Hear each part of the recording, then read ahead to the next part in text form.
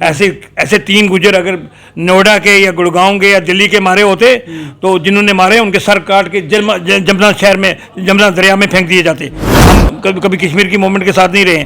चमचे, आर्मी के चमचे, आईबी के चमचे, वो उन चमचों से आप क्या तवक्का कर सकते हैं कि वो हक के ऊपर बोलेंगे। बजट सेशन है और इसमें फाइनेंशियल 1-2 बिल पास होंगे। बीजेपी का कोई भरोसा भी नहीं है। ये वो पार्टी है जो कुछ भी कर सकती है। 370 जब तोड़ा था तो स्टेट को धर्म भरम किया था, स्टेट के टुकड़े किए थे, यूटी बनाया था, तो तब लोगों को एक्सपेक्ट नहीं था। अलबत्ता मैं तो ये एक्सपेक्ट करता हूँ कि ये तो सिर्फ बजट सेशन है और इसमें ऐसा कोई और बिल पास नहीं होगा। उनमें से मेजॉरिटी जो है वो इस वक्त बीजेपी आरएसएस के साथ है। अगर स्पोर्ट खोना चाहते हैं, आप लूज करना चाहते हैं और 35 लाख गुजरों को भी नाराज करना चाहते हो तो आप शौक से बिल लाइए, कोई भी बिल लाइए। बीजेपी को बार बार यही समझा रहे थे कि आपने 10% जो हिंदू अपर कास्ट के लिए रखा है तो वो यही लोग हैं, बाड़ी लोग ले रहे हैं 10%। ब्राह्मण को भी एसटी चाहिए, गुप्ता को भी चाहिए, वर्मा को भी चाहिए, गुप्ता को भी, शर्मा को भी चाहिए। क्यों चाहिए एसटी भाई? आप 10% ले रहे हैं, अब एएलसी का भी खा रहे हैं, आरबीआई का भी ले रहे हैं। तो ये हम बीजेपी को इस वक्त तक समझाने में कामयाब हुए। दूसरी की बात यह है कि हमारे सारे लीडर चुप थे। They have a criminal silence. वो उन्हीं को सपोर्ट कर रहे थे, पहाड़ियों को, और वो वोट बैंक के लिए सपोर्ट कर रहे थे। सारे गुजर मुझे मिलते हैं, वो कहते हैं जी हम तो अगर हमारी एसटी को छेड़छाड़ नहीं होगी तो हम सोच सकते हैं बीजेपी को सपोर्ट करने की। स्त्री का घर किसी गुप्ता ठाकर वर्मा शर्मा का घर बॉर्डर पे नहीं है। हम गुजर लोग हैं जो डिफेंड करते हैं। हम बेचारे यहाँ कमजोर हैं, हम कुछ नहीं कर सकते। वो जो पुलिस वाले चाह रहे उन्होंने 7 होके मारा है, उनको तो अंदर हो जाना चाहिए। जम्मू कश्मीर में पहाड़ी और गुजर कम्युनिटी के बीच में जो लड़ाई, जो जदोजहद चल रही थी, उसमें जो है फिलहाल गुजर बकरवाल कम्युनिटी के लोग कुछ हद तक अपनी लड़ाई जीतने में कामयाब हो चुके हैं। लेकिन अभी 31 जनवरी से बजट सेशन शुरू होने वाला है। इसी तमाम मुद्दे पर मेरे साथ बातचीत करने के लिए मौजूद हैं इश्तियाक भट्टी जी, जो हमेशा से गुजर बकरवाल कम्युनिटी की आवाज़ उठाते हैं और उनके हकूक़ की बात करते हैं। फिलहाल आप उम्रा करके आए हैं, आपको बहुत बहुत मुबारकबाद। शुक्रिया ब्रदर, बहुत बहुत शुक्रिया आपका। भट्टी साहब, बजट सेशन शुरू होने वाला है। अब पिछला जो विंटर सेशन था उसमें जो गुजर बकरवाल कम्युनिटी के जो मुतालबा था कि इस बिल को जो है पेश ना किया जाए, वो नहीं किया गया। अब आने वाले सेशन से आपको क्या उम्मीदें हैं?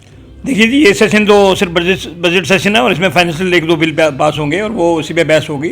इसमें तो ऐसा मुझे नहीं लगता है कि कोई ऐसा नया बिल आएगा या पुराने बिल पास किए जाएंगे।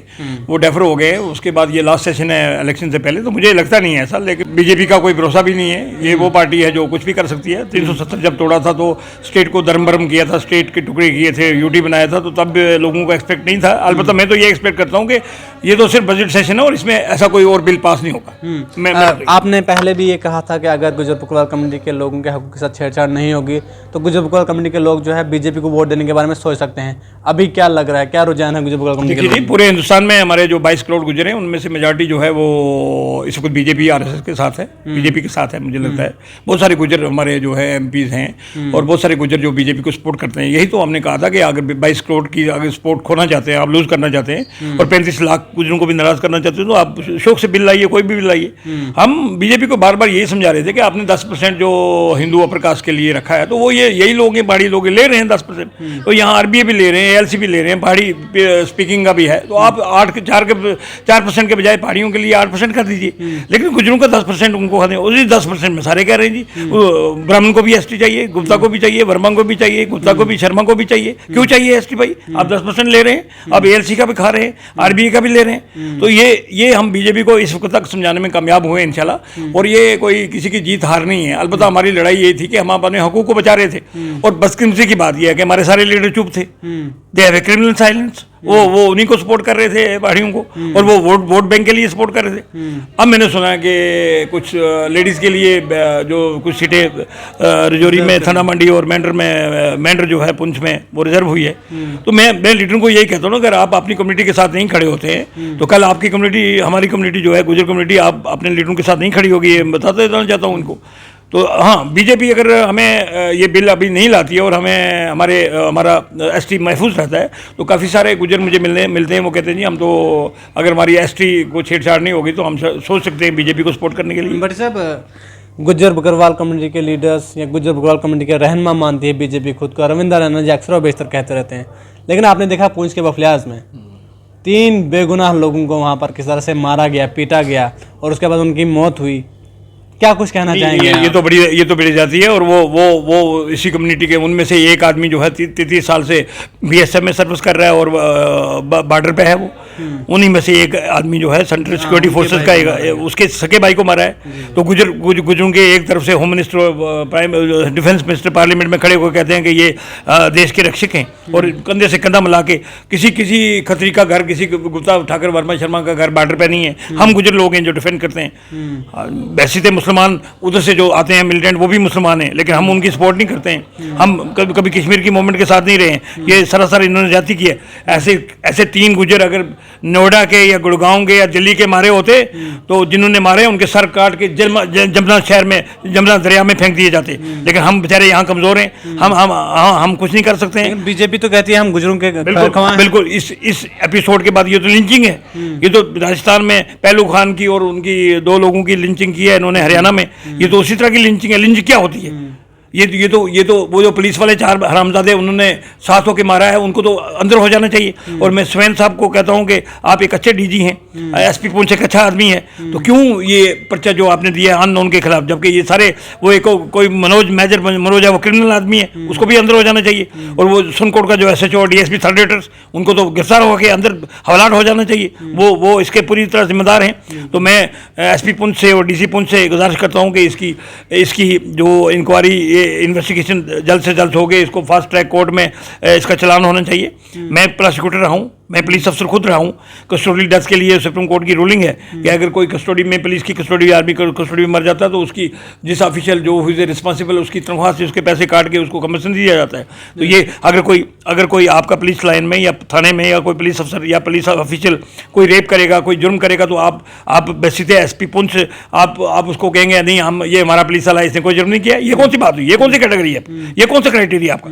हमारे 3 गुजर बेगुनाह लोग मारे गए, हम इसका मैं हाई कोर्ट में PIL करूंगा अगर आपने इन्वेस्टिगेशन की, और मैं घसीटूंगा अफसरों को हाई कोर्ट में। बट साहब अक्सर और बेशतर गुजर बकरवाल कम्युनिटी के जो लीडर हैं वो ऐसे मौके पर खामोश क्यों नजर आते हैं? क्या कुछ मजबूरियां होती हैं उन लीडर्स की जो बीजेपी में इस वक्त, खासकर जो MP हैं इस वक्त, वो लोग जो है इस मामले पर बोलते हैं? उनको ये है ना, उनका PSS छिन जाएगा, उनको PSO जो मिला वो वापस ले ली गवर्नमेंट। वो चमचे बने हुए हैं, वो गुलदस्ता पार्टी हो जो भी। फिर कैसे वो ये दावा करते हैं हम कौम कह रहे हैं? जो भी अफसर जाता है BG से, आर्मी का हवलदार भी जाएगा तो गुलदस्ते लेके वहाँ BJ में खड़े होते हैं। तो उस तरह के लोग जो हैं, वो चमचे जो हैं, वो पुलिस के चमचे, आर्मी के चमचे, IB के चमचे, वो उन चमचों से आप क्या तवक्का कर सकते हैं कि वो हक के ऊपर बोलेंगे? देखिए ना, अगर ये 3 लोग क्रिमिनल होते तो मैं कभी नहीं बोलता उनके हक में। ये लोग इनोसेंट थे और आपने मार के मार दिया। आपने कौन सी अदालत में पेश क्यों नहीं किया? आप तो बजरंग दल वाला और मिलिटेंट जैसा आपने एक्ट किया है।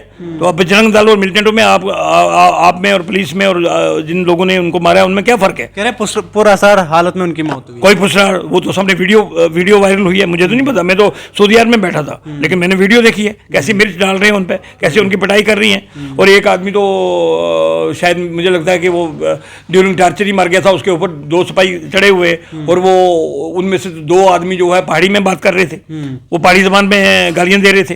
वो पता करना चाहिए वो कौन है, और वो अगर उसमें कोई गुजर सिपाही है या पहाड़ी है, उसका नहीं मेरा मतलब, उसमें 2 गुजर भी मैंने सुना, 2 गुजर सिपाही भी मौजूद है, उनको अंदर करना चाहिए।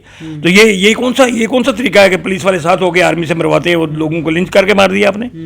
आने वाले वक्त में लोकसभा इंतखाबात हैं, आप लोगों की डिमांड है, आपको इंचार्ज भी बनाया गया है कि आप लोगों की ये डिमांड है कि आप बैलेट पर जो है वोटिंग करें। क्या लगता है आपको सरकार सुनेगी? देखिए मैं उस मूवमेंट का मेंबर बन गया हूँ। हम ये चाहते हैं कि बैलेट बक्स पे जो इलेक्शन होने चाहिए। EVM फ्रॉड है एक। अगर ये जैसे कहते हैं ना 50 के पार, तो गुजरात से भर के लाएंगे आप मशीनें, तो फिर तो 50 के, आप फिर तो 70 के पार हो जाएंगे, आप 90 के पार हो जाएंगे।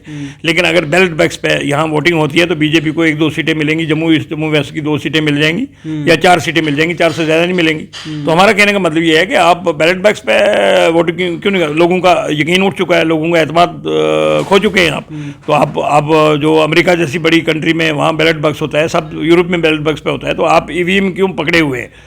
तो आप EVM को रेड कीजिए और बैलेट बक्स में आइए ना, फिर देखते हैं कैसे 2024 में हम इलेक्शन जीतेंगे। बड़े साहब, भारत न्याय यात्रा शुरू हो चुकी है। बीजेपी ने भी इल्ज़ाम लगाना शुरू कर दिया है कि ये भारत अन्याय यात्रा है। इन लोगों ने जो है कश्मीरी पंडितों को आग के शोलों में झुलस दिया। इन लोगों ने जो है 1984 में सिखों का कत्लेआम करवाया। ये लोग भारत न्याय यात्रा नहीं, भारत अन्याय यात्रा कर रहे हैं। आप भी कांग्रेस से जो है अच्छी खासी वाबस्ता रहे हैं। देखिए मैं आपको बताऊँ, इनकी लोगों की यादाश्त कमज़ोर है, इनकी यादाश्त, ये ज़रा यादाश्त पे जोर डालें और क्लैरिफाई करें। जगमोहन किसका आदमी था? जगमोहन यहाँ गवर्नर आया था, किसने भेजा था? किसने कश्मीरी पंडितों को यहाँ से निकाला है?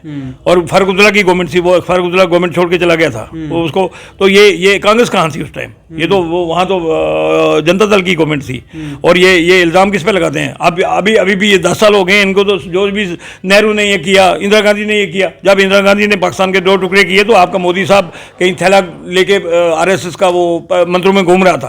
तो ये जहाज बने इतने बड़े बड़े, इतनी तरक्की हुई है, ये इंदिरा गांधी के टाइम हुई है, राजीव गांधी के टाइम हुई है, नेहरू के टाइम हुई है। और नेहरू को ये कोसते हैं, नेहरू सबसे ज़्यादा मतलब जो स्टेट्समैन, सबसे अच्छा प्राइम मिनिस्टर जो नेहरू। इंदिरा गांधी आज ये कहते हैं जी भारत की छवि ऐसे छवि बनी, और नेहरू के टाइम छवि बनी है हिंदुस्तान की अच्छी, इंदिरा गांधी के टाइम अच्छी छवि। आप जरा एक सर्जिकल स्ट्राइक किया तो आपने ढंडोरा पीटा, जरा 2 टुकड़े करके देखिए ना, पाकिस्तान के 2 टुकड़े आप करिए जरा, आप पीओ के लेके देखिए जरा क्या होता है। तो इसलिए मैं कहता हूँ कि आप डींगे तो बड़ी बड़ी मारते हैं, हमारी 56 इंच की छाती जो इंदिरा गांधी ने किया, जो कांग्रेस ने किया, वो आप नहीं कर पाओगे। आखिर में यही जानना चाहूँगा, 2024 के लोकसभा इंतखाबात बिल्कुल नज़दीक आ रहे हैं, क्या कुछ नज़दीक आ रहे हैं, क्या कुछ उम्मीदें हैं आपको? क्या लगता है आपको बीजेपी वापसी करेगी या फिर लोग जो है इन्हें इस बार नकारेंगे? नहीं, अगर ईवीएम मशीन रही तो फिर बीजेपी कोई नहीं हटा सकता। ये मैं मांगे 2 लाख के कैमरे पे कहता हूँ कि अगर ईवीएम मशीन से इलेक्शन होंगे तो फिर बीजेपी आएगी, अगर बैलेट से वोटिंग होगी तो फिर चेंज हो जाएगा। चलिए, बहुत बहुत शुक्रिया इश्ताक भट्टी जी हमारे साथ बातचीत करने के लिए मौजूद थे। बहरहाल आप लोगों के इस तमाम मुद्दे पर क्या कुछ राय है, आप लोग अपनी राय कमेंट सेक्शन में जरूर दीजिए।